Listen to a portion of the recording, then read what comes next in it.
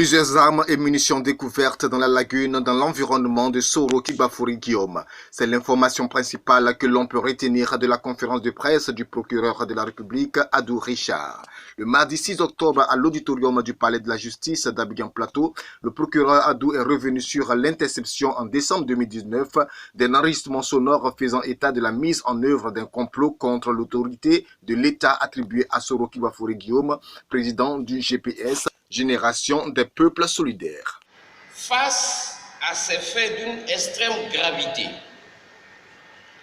et pour la manifestation de la vérité, le parquet requérait le 23 décembre 2019 l'ouverture d'une information judiciaire en saisissant le doyen des juges d'instruction pour les faits de trouble à l'ordre public, diffusion et publication de nouvelles fausses jetant le discrédit sur les institutions et leur fonctionnement et ayant entraîné une atteinte au moral des populations.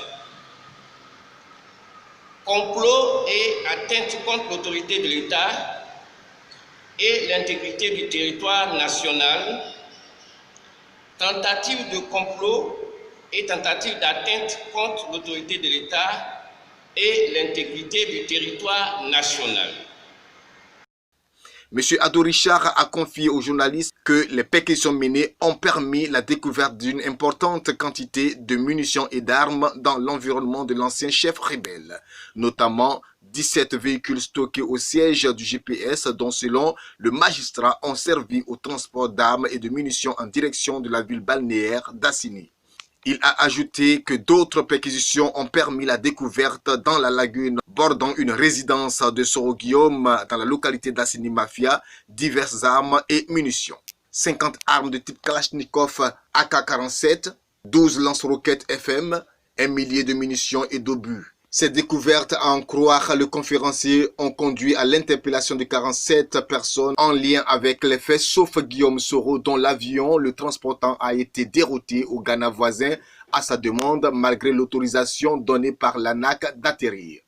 Élucidant son propos, le procureur de la République a révélé que l'information judiciaire a mis en évidence que 19 personnes sur les 47 interpellées n'étaient nullement impliquées dans la commission des différentes infractions.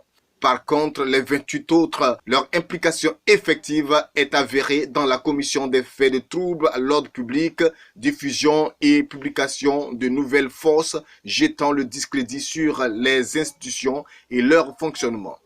8 des 28, dont le député Soro Kanigui, et 7 autres seront traduits devant le tribunal correctionnel conformément aux articles 179, 183, 190 du Code pénal.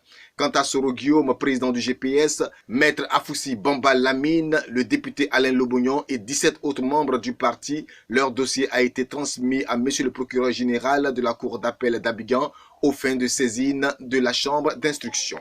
Rappelons qu'un mandat d'arrêt international a été lancé contre M. Soro Guillaume, président du GPS, par la justice ivoirienne.